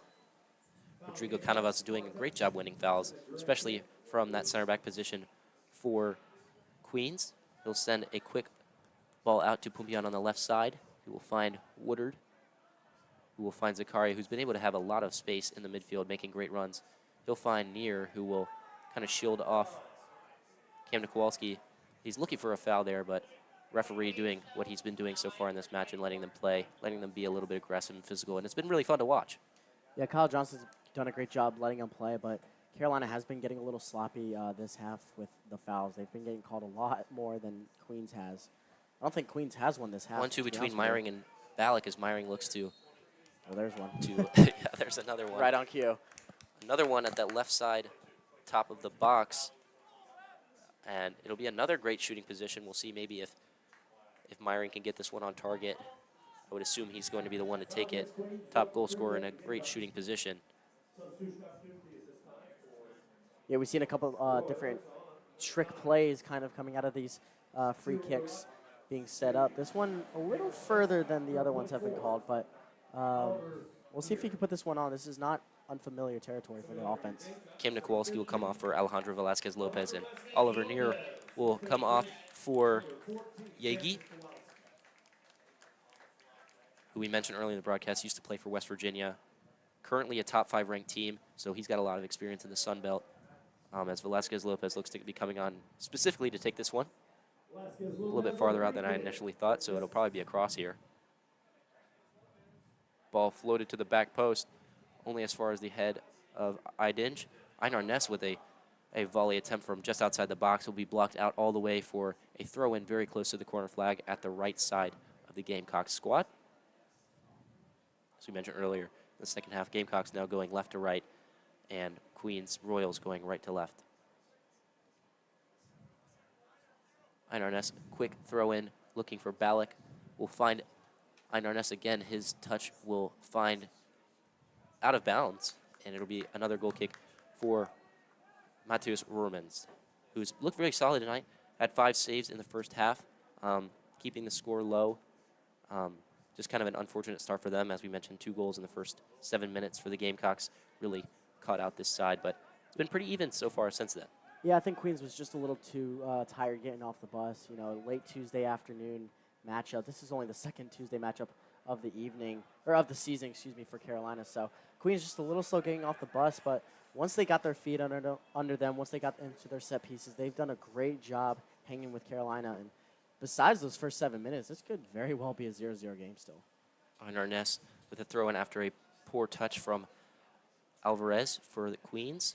Einar Ness looking to play those 1-2 with Cargill, but it'll be cut out by Ibrahim, who will find his midfielder Zakari, who's been very good in this game so far on both sides of the ball.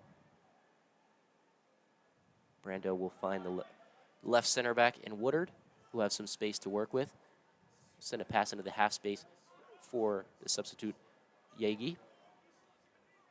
Pumpian will send it back to Woodard and back all the way to Idinj. Back to Woodard and then out to Pumpian again. Does a nice little move to evade pressure from Ted Cargill. And that ball will be kind of a poor one out to excuse me, that is Canavas. Ibrahim playing a 1-2 with Brando, and his pass will go all the way out to Pumpian on the left side of the box. Cuts into his right foot. The shot is unleashed, but blocked by Nilsson on that near post. Alvarez now with the ball on the left wing. Zakaria teeing up across to the back post. It'll be headed away by Goldsworthy. And Einar Ness and Ethan Ballack will connect on this right-hand side with a 1-2. Ball coming in for Harrison Meyering, who is unable to get a touch as Matthias Normans will send it out. 2 balls on the pitch now as play will stop after what could have been a very quick restart for the Gamecocks to kind of catch out Normans, who had to come out very far to stop that counterattack. Yeah, both defenses making big plays there. Queens continuing to abuse that give and go and that 1-2 touching offense, and it's working. They're getting in behind defense. They're quickly moving around Carolina's back four. Just a good defensive stand there for Carolina. Yeah, some of the best chances for the Gamecocks coming on those 1-2s, specifically on their left-hand side, as that one was on the right side this time, but having success all over the field, moving the ball quickly. Nilsson is now back in the back line, started the first half in midfield, a position that he took up in the Marshall game. It'll be Velasquez Lopez on the left side of the field. His 1-2 looking for Myring will be cut out by Canavas, who is hawked down by Kieran Karp, who will win possession on the left side of the pitch and send it into the middle of the pitch now with Sebastian Revelo-Maurier. We'll find Ballack, and Ballack will send it out to the right wing for Einar Ness, who's able to get past Pumpian and find Ballack once more in the middle of the box. Oh, wow. Ball bouncing around. Now Myring at the top of the box with the ball. Sends a dinking pass to Einar Ness. His cross looked to go to the back post, but it was off the face of Idinge. But he will be offside anyway, so it wouldn't have counted. Yeah, a couple bad bounces there for Queens. Lucky if you're Carolina bounce or a Carolina fan or player, excuse me, out there. Got a little dicey for Queens. Their back defense kind of trying to just clear it, but ended up playing it right to the center of the field where that's the last place you want to go. Rohrmans will send his team up the pitch to try to send a long ball in to get something going with just under 19 minutes left in this second half here at Stone Stadium on Mental Health Night. Goldsworthy on the back of Ibrahim will see that ball roll all the way back to Vestir. Omar almost to Vestir. Jonah Begar with a man on his back, able to get that one out all the way to Kieran Karp on the left side. Idinge will send the ball up into the air to the chest of Velasquez Lopez, who got an assist in the first half, to Myring. Now Woodard on the ball, doing a nice move to get around Ethan Ballack. He'll be on sending it back to his keeper, who will send it out to the right side for Canavas. Said his name a lot this broadcast. He's been good in possession for them. So is Zaccaria now looking to push the tempo. Brando in the midfield with the ball. Will send a through pass to the other side of the field for Alvarez. Alvarez will find Zaccaria once more. Through pass into Pumpian at the top of the box, being cut out by William Nilsson, as he's been so good defensively for this team, now pushing up into midfield. He'll receive the ball from Ballack, do a nice little two passes around the defender to himself. He's through at the top of the box. Shot comes in, right-footed shot is right at near. Now Myring at the top of the box as that pass came off of the chest of the defender and out to Velasquez Lopez at the top of the box. His shot sails just over the bar. What a great effort by Nilsson there. He juked around a couple different players, but a great save by Rohrmans and just staying in front of the ball, standing tall. Great save.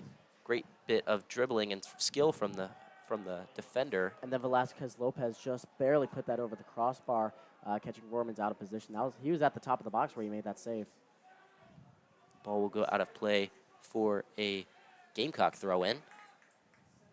Einar Ness in no rush to go walk over to that one to restart play. 16:40 left in the second half, and Gamecocks finally starting to get some things going in the final third. Ness's throw will find Ballack. 1-2 between the two of them. Will find Ballack finding Velasquez Lopez with some space at the top of the box. Will send it out wide to Kieran Karp, who's been dangerous on crosses this season. Left-footed cross comes in, finds the shin of Myring, and that ball will be deflected off of Idinge way up into the air. It'll be a throw-in for the Gamecocks on the left side. That ball may be looped out of play before it came back down. Were we offsides? A little bit of a miscommunication. It will be a corner. It did go out of play, and it'll be Velasquez Lopez on it as usual. His famous in-swinging cross with his right foot. Ball up in the air. Will be punched out by Rohrmans. all the way back out to Velazquez Lopez. We'll find Ethan Ballack. Another smart play there by Romans. Don't allow any time to get in the box. Ballack with the ball at the top of the pitch. We'll send it out to Einar Ness. Send it out to the right side for Jonah Begar. Cuts in on his left foot. Again, out to Einar Ness at the top of the box. His pass will hit the arm of the defender, and it'll be a VAR review for the referee. This one not in the box, though, just outside of it. He'll go to review to see what happened there. Clock is stopped now. 15:18 left as the referee goes to the board. Gamecocks looking better now in the second half. Absolutely. With the final 15-18 on the board, you're just kind of looking to keep it down in the queen zone. They can't score from all the way back here, so if you're really trying to protect the lead, the best way to do it is just keep it in the corners, keep it in the box. Don't do nothing silly. Don't get caught with everybody down here to where it gives Queens an easy goal to get back in it. But 2-goal lead is one of the worst to have. Obviously, you're looking for that cushion goal, but they've been looking for it for a while and have not been able to find the back of the net. So I think Carolina's just content with keeping it down here. And they're content with this VAR review because they are getting a good break here so they can get that final push and stay aggressive in the final 15 minutes. Yes. We mentioned how at the beginning of the second half that it was a lot closer than the scoreline had indicated, but now looking more like what the scoreboard is indicating as the Gamecocks are starting to run away with possession here and continue to create chances. Queens not really been able to get anything going in the final third as of, these last 10 minutes. And now in a really good position is Ethan Ballack at the top of the box for a free kick as the ref comes back out onto the field to give us a ruling. It'll be no handball, and the free kick in a great position will become a restart as Michelle Feldman will come on for Ibrahim. That was very close to the box. That almost could have been the big deal, like the icing on the cake there. Carolina hasn't scored a PK since 2021. Oh, it will still be a free kick. I was confused by the ruling there by the referee. Velazquez Lopez and Ethan Ballack standing over it as Jamal Brown will come on as well. I think that's what he was Royals. reviewing, is if it was in the box or not, because I think that was a little closer to the box than they expected. Kyle Johnston was back here just a little bit, so he didn't have the best angle, but or maybe they were just confirming that it did actually hit the hand. So Myring doing some mind games again with the goalkeeper as the free kick comes in. It is a beauty. Ethan Ballack, take a bow. Upper 90, top left corner finish for him. He loves a beautiful goal, doesn't he? he is so good, dude. He continues to find the back of the net in top 10 plays of the week fashion with another beautiful goal there. An absolute sigh of relief from Carolina here tonight. Ethan Ballack getting the job done for Carolina. Him and Myring have been in that goal battle all year long. Ballack adds another one to his tally. What a but finish. What Filthy. a finish. What a shot. It was a perfect shot into the top left, like you mentioned, Zander. And 3-0 Gamecocks. I'm not going to jinx anything, but that's a great position for Carolina to be in right now. As Ballack, fresh off of his goal, will foul Zakaria. But even with the outstretched palm of Rohrmans, not even able to get a fingertip on that one, that's how good of a finish it was. Ballack's 6th goal of the season. Einar Ness with an important header out of his own box, as Alvarez will find Yegi at the top of the box. Ball will come out to Jamal Brown on the left wing. And back to Woodard. Now all Carolina has to do now that they have that cushion goal, thanks to Ethan Ballack, is they just got to stay in front of Queens. Don't get caught playing sloppy or trying to coast to the end of this game here. Just stay in front of them, stay disciplined, and nothing in the box. Miscommunication finds Canavis with the ball in midfield, and Feldman will send it back out to Bender, who is fouled by Velazquez Lopez. A little bit of a late whistle there. Thought maybe play was going to continue, but it will not be. It will be a foul on Velazquez Lopez on Cade Bender. Just going back to that free kick, I mean, I'm still in awe. We see a lot of set pieces for this Gamecock squad. A lot of those end up being crosses, but this one, I mean, Ethan Balak always has eye for goal, but in that fashion is just unbelievable. He continues to amaze me. And we were talking about the different trick plays they've come out in on these free kicks. He said, let me just step up and hammer this one home. Let me take control of this game. Cross comes in, but it'll be collected by, or be punched away by Philippe Vistier. Woodard's header will be flicked on by Brando, only as far as Yegi in the top right corner of the box. Ethan Balak does well there to dispossess him. Nice little fake pass. Finds him with a lot of space in midfield, and will be able to find Jonah Bigar at left back, who's able to release Kieran Karp. Plays a 1-2 with Velasquez Lopez on the left side as the Gamecocks start to slow the tempo and see this one out. Vistier on the ball once more. Still on the ball is Vistier. We'll find William Nilsson.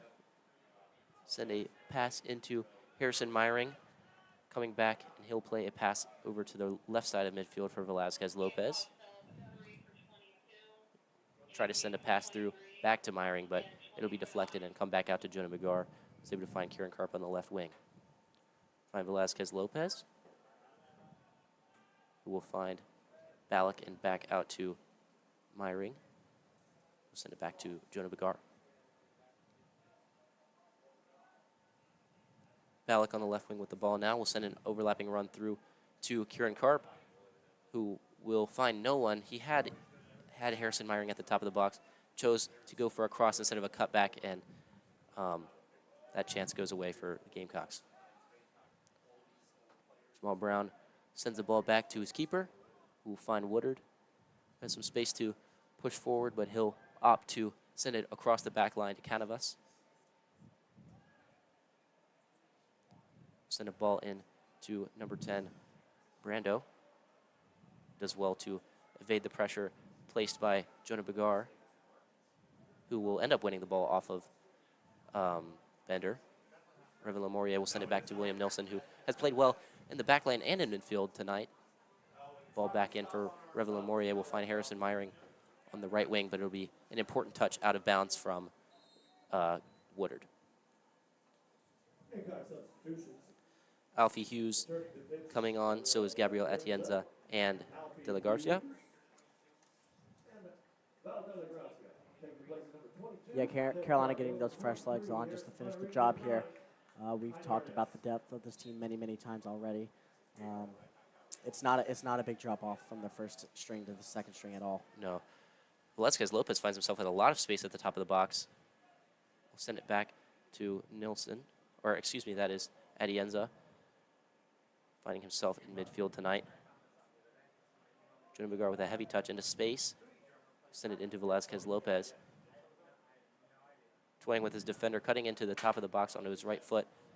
Coming out back to the left-hand side. Nice ball into Revan Lamorier. It'll be off the post with the cross. That was Alfie Hughes, excuse me. His cross coming off the post after a deflection from Roermans. Yeah, Cade Bender got a foot on that one on the Carolina shot. He made a great play for Roermans, and then the post did the rest of the job. But great job there by Bender getting in front of it. But another corner coming up for the Gamecocks, and they're going to take their sweet time setting this one up.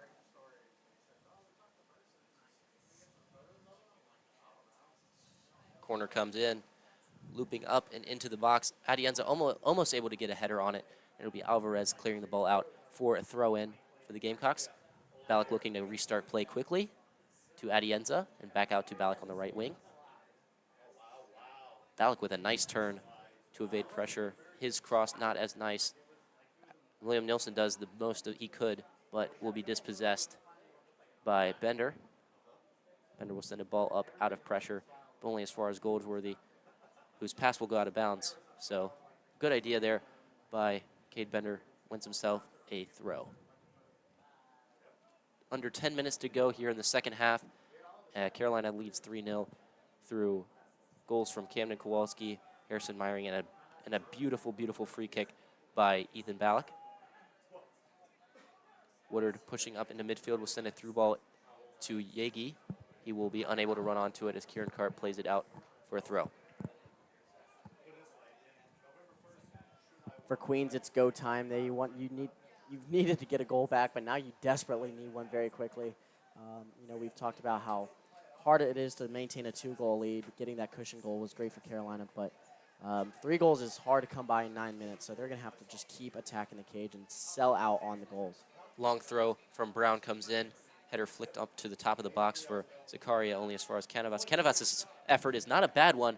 It'll sail wide and high, though, into the bushes behind Vestier's net. No, I really like that idea from Queens there. Just as soon as, exactly what I was talking about, sell out on shots, and that's exactly what he did. The first chance, first open alley that he got, he took it. And just put a little too much emphasis on it. Well, as you mentioned, Austin, you have to. I mean, you have to shoot to score. So just taking those chances when they can. They've been hard to come by in the second half of this second half. Yeah, and South Carolina, or Queens, excuse me, has done a great job of that tonight. You know, a lot of these teams like USC, Upstate, East Tennessee State, we were talking about it all broadcast. We were like, get shots on goal, and they were not. And Carolina was easily coasting to wins. They really had to work for this one tonight, though, because Queens was making them. Yep. De La Grazia will find a pass to Atienza in midfield. We'll send it out to an incredible player at left back tonight in Jonah Vigar. South Carolina has... Alfie Hughes sends in a pass to De La Grazia on the left side. Cut back to Alfie Hughes. Touch is too heavy, and it'll be cut out by Alvarez at the back post. Kieran Karp will take a quick throw. Actually, Revan Lamorier will tell him to slow down a little bit. Atienza with a run into the right wing position will receive the ball and try to do a nice, clever turn, but it'll be off the foot of Woodard for another throw in, this time in more advanced position towards the corner flag.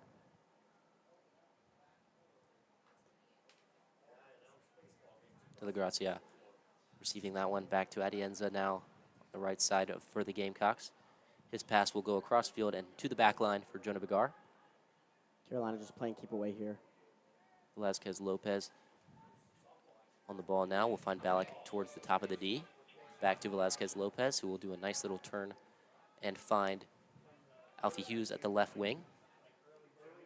Toying with his defender, creating some space, and is unable to get across in, but it will be a corner kick awarded to the Gamecocks.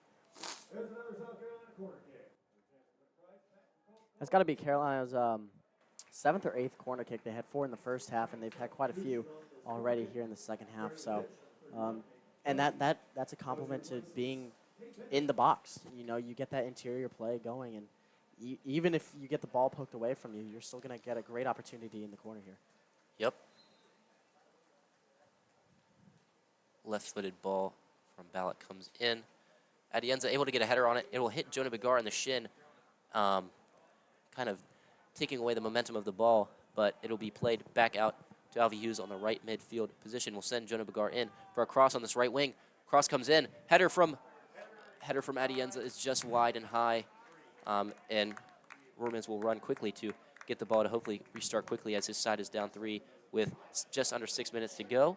He will restart quickly for a ball out to Yegi. Pushing into the midfield now.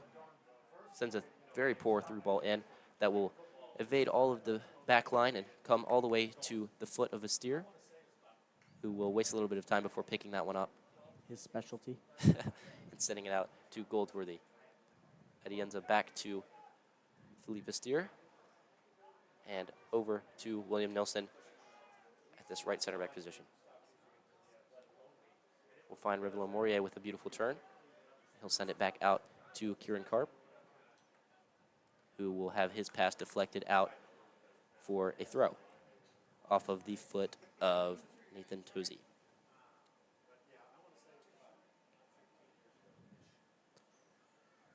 Throw in finds Ballack.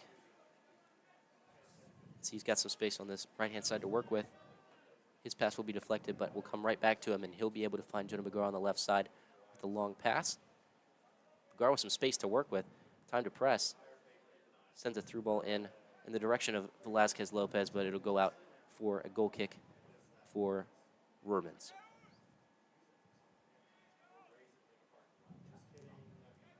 .430 to go in this one. Seems like the points are out of reach for Queens in a game in which they started very strong after starting very poorly 7 minutes into the game, down 2-0.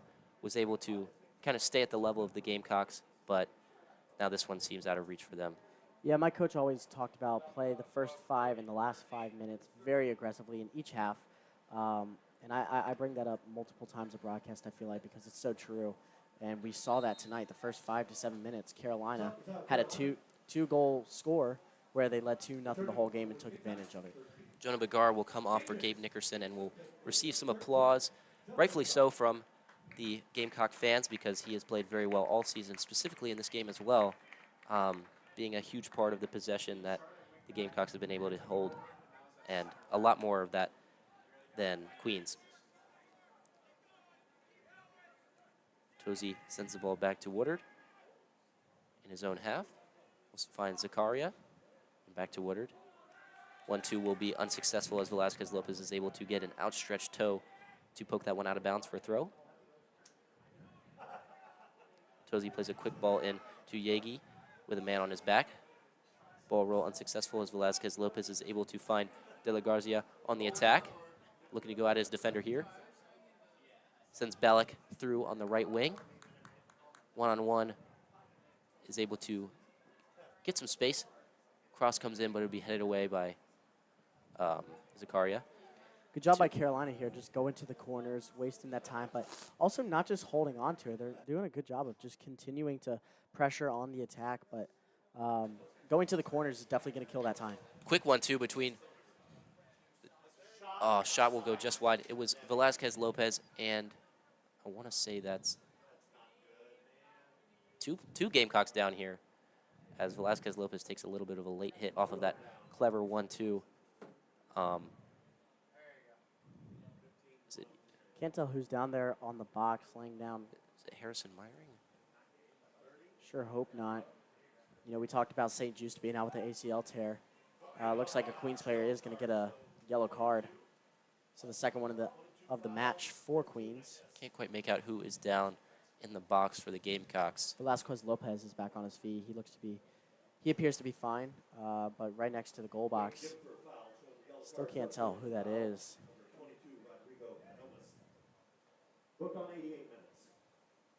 He's still down with his head in his hands as the trainers come on to flip him over and see what's going on.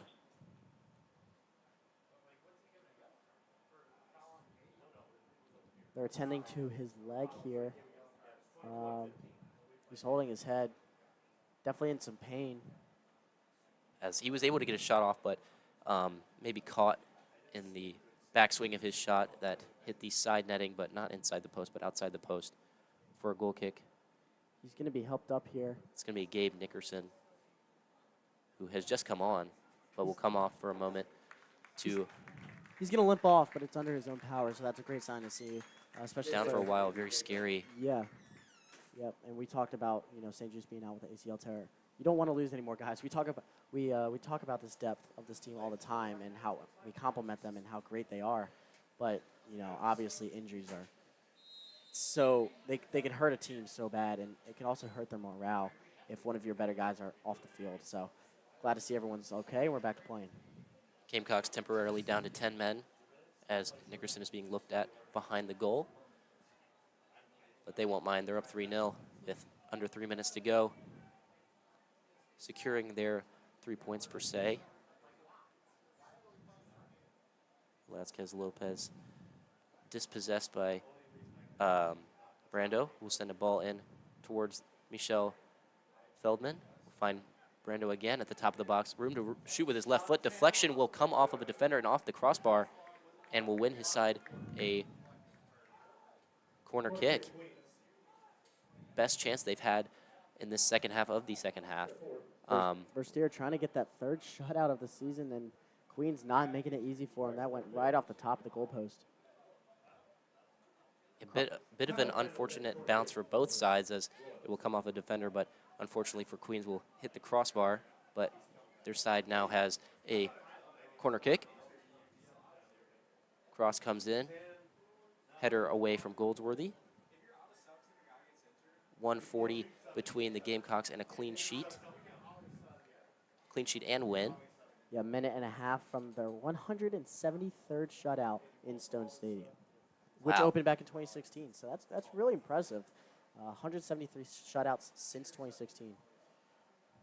Just goes to show how good this back line has been, specifically this season. You mentioned this would be their fourth, you said, as Velasquez Lopez unable to get a touch there, and it will go to Idinge out to the right-hand side for Queens.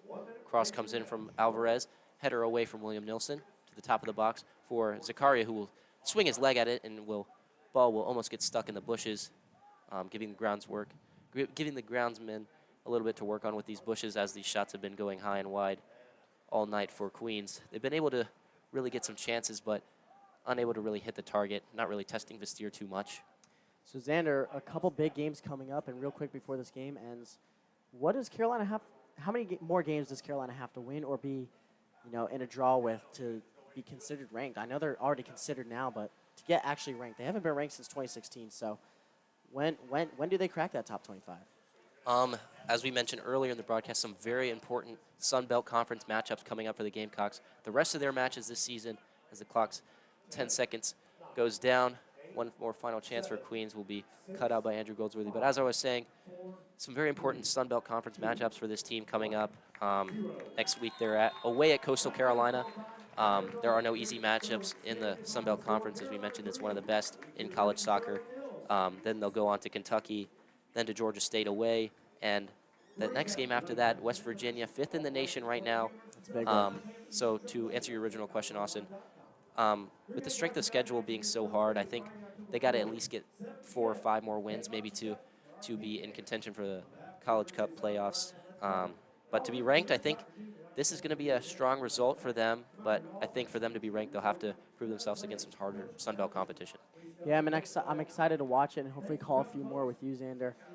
But a good showing tonight, and I think if they consistently play how they've been playing, they're gonna be really making a lot of noise in the Sun Belt and in the NCAA.